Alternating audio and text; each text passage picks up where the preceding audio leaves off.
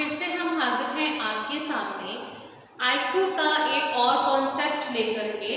अब हम बात करेंगे इंटेलिजेंस का जो कॉन्सेप्ट है आईक्यू का, वो किसने दिया था?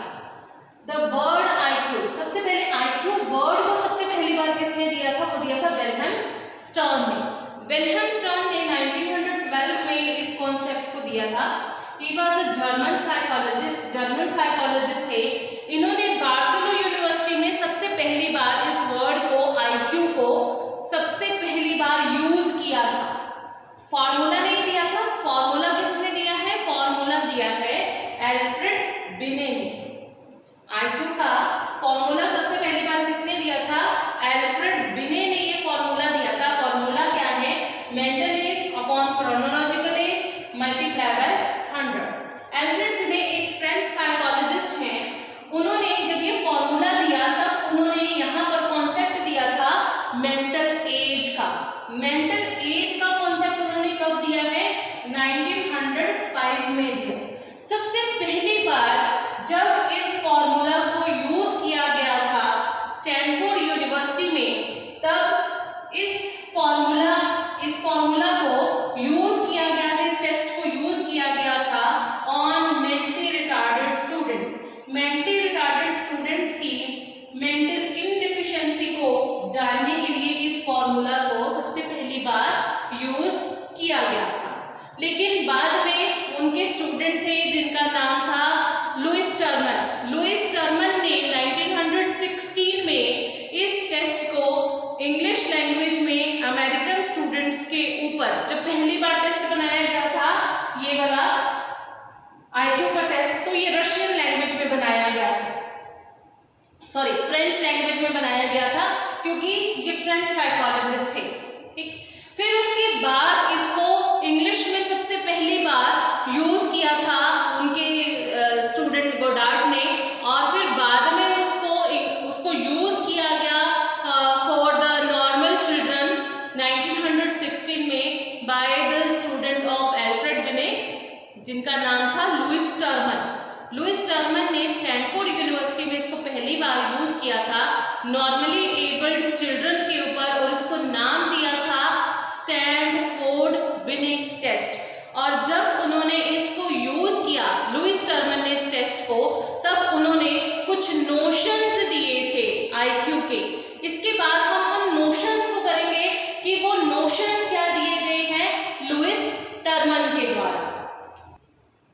अब देखिए नोशंस ऑफ आईक्यू या फिर क्लासिफिकेशन ऑफ आईक्यू, ये किसके द्वारा किया गया है? ये लुइस टर्मन के द्वारा किया गया 1916 में। लुइस टर्मन ने 1916 में आईक्यू के आधार पर कैटेगराइज किया कि किस व्यक्ति का आईक्यू कैसा होगा और उसको किस कैटेगरी में डिवाइड किया जाएगा। अगर किसी बच्चे का आईक्यू 140 और अबव है तो चाइल्ड विल बी गिफ्टेडली जीनियस, बच्चा गिफ्टेडली जीनियस होगा, यानी कि प्रतिभाशाली बालक होगा। उसका अगर आईक्यू 120 से 140 आता है तो बच्चा बहुत सुपीरियर होगा, अत्यधिक प्रखर होगा, अत्यधिक बुद्धिशाली होगा। अगर आईक्यू 110 टू 120 के बीच में आता है तो चाइल्ड विल बी सुपीरियर, एक सुपीरियर अच्छी बुद्धि वाला चाइल्ड होगा। और अगर 90 टू 110 के बीच में आईक्यू है तो चाइल्ड विल बी एवरेज, और इस आईक्यू को बेस्ट आईक्यू माना जाता है। एवरेज चिल्ड्रंस जो होते हैं, देखो जो जीनियस चाइल्ड होगा ना, वो क्या करता है, वो कॉन्सेंट्रेटिव रहता है एक ही जगह के ऊपर, एक ही थिंग के ऊपर, एक ही पर्टिकुलर फिनोमिनन के ऊपर। मल्टीपल टैलेंटेड होगा ऐसे चांसेस बहुत कम होते, क्योंकि कन्वर्जेंट थिंकिंग पोजेस करता है। लेकिन जो बच्चे एवरेज होते हैं ना, वो बहुत सारी और चीजों में भी अपनी प्रतिभा को दिखाते हैं। जैसे वो अच्छा डांसर भी हो सकता है, सिंगर भी हो सकता है, पढ़ने में एवरेज हो सकता है, और भी चीजों में इन्वॉल्व हो सकता है, अच्छा वक्ता हो सकता है। ठीक, तो मल्टीपल टैलेंटेड होते हैं इस तरीके के बच्चे जो एवरेज में आते हैं। तो बेस्ट जो, और हमारी मास पॉपुलेशन जो है वो एवरेज इंटेलिजेंस में फॉल करती है, और इसको बेस्ट इंटेलिजेंस भी माना जाता है। अब देखिए नेक्स्ट है, अगर चाइल्ड का आईक्यू होगा 80 to 90 then child will be dull और मॉडरेट। चाइल्ड होगा डल और मॉडरेट।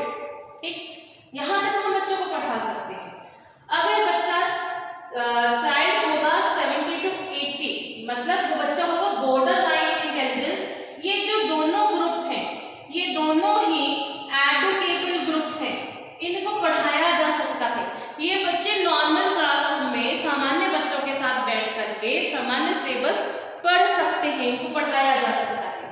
और जो बिलो 70 होंगे, जिनको हम फीबल माइंडेड, मेंटली रिटार्डेड या इडियट कहेंगे, ये जो चिल्ड्रंस होते हैं, ये इसको हम ट्रेनेबल ग्रुप कहते हैं। ये ट्रेनेबल होते हैं, इनको ट्रेंड किया जा सकता है, इनको बहुत अच्छे से पढ़ाया नहीं जा सकता।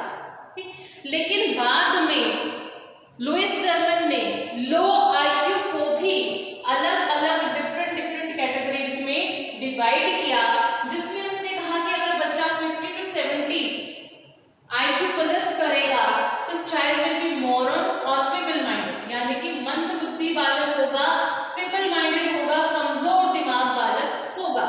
वहीं अगर उसका आईक्यू 20 to 49 है, then child will be imbecile, child क्या होगा, मूर्ख होगा। अब आप देखेंगे कि हिंदी में जड़ बुद्धि, मूर्ख बुद्धि, मंद बुद्धि एक जैसे शब्द ही प्रयोग किए गए हैं, लेकिन आप अगर इंग्लिश में कर लेते हैं तो आपको वेरिएशन मिल जाती है। तो आपको अगर क्वेश्चन उसके ऊपर पूछे जाते हैं तो आप उसको डिफरेंशिएट कर सकते हैं वेरी इजीली। तो आप इसको एम्बिसाइड भी याद कर सकते हैं, जिसका आईक्यू 20 to 49 होगा, चाइल्ड विल बी एम्बिसाइड। और अगर बिलो 20 है तो child will B idiot and mentally retarded, वो यहाँ भी लिखा गया है।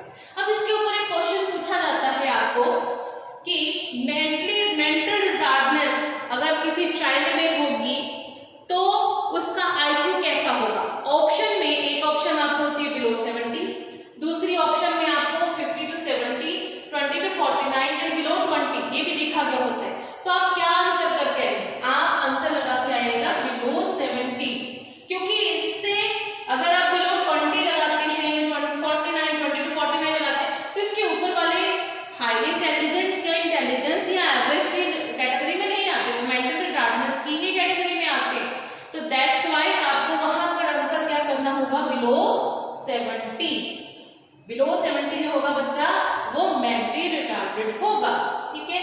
और ये जो बॉर्डर लाइन इंटेलिजेंट है और डल मॉडरेट ग्रुप है, ये एडिटेबल ग्रुप है।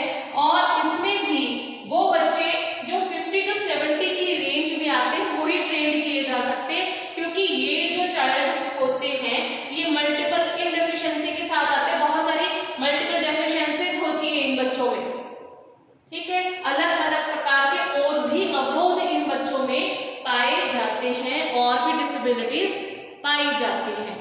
आई होप कि आपको ये कॉन्सेप्ट समझ में आया होगा, क्योंकि इसके ऊपर आपको बहुत से क्वेश्चन पूछे जाते हैं कि आईक्यू का कॉन्सेप्ट किसने दिया, फॉर्मूला ऑफ आईक्यू क्या है, मेंटल एज निकालिए, इसका क्रोनोलॉजिकल एज निकालिए, ये आपको दिए गए होते हैं। और ये आपको क्वेश्चन आता है एग्जाम में कि इसको पहली बार इंग्लिश में किसने ट्रांसलेट किया था, इंग्लिश में ट्रांसलेट करके किसने यूज किया था, फर्स्ट टाइम कौन सी लैंग्वेज में बनाया गया था, पहली बार बनाया गया था तो वो कौन से लेवल के स्टूडेंट्स के ऊपर इस टेस्ट को बनाया गया था।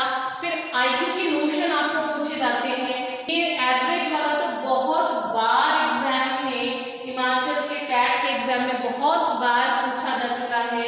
ये वाला क्वेश्चन जो अभी लास्ट में आपको मैंने बताया कि ट्रेनेबल ग्रुप पूछ लिया जाएगा, या फिर मेंटली रिटार्डेड जो चिल्ड्रन होते हैं उनमें कौन सा आईक्यू होता है, तो वो बिलो 70 होते हैं। ये क्वेश्चन भी आपको सेवरल टाइम पूछा जा चुका है। आई होप कि आपको ये कॉन्सेप्ट बहुत अच्छे से समझ में आया होगा। फिर भी अगर आपके कोई भी क्वेरीज होंगे, क्वेश्चंस होंगे, आप हमें कमेंट बॉक्स में लिखकर पूछ सकते हैं। हमारे चैनल को सब्सक्राइब कर लीजिए, बेल आइकन को दबाइए और हमारी वीडियो को लाइक करिए। Thank you.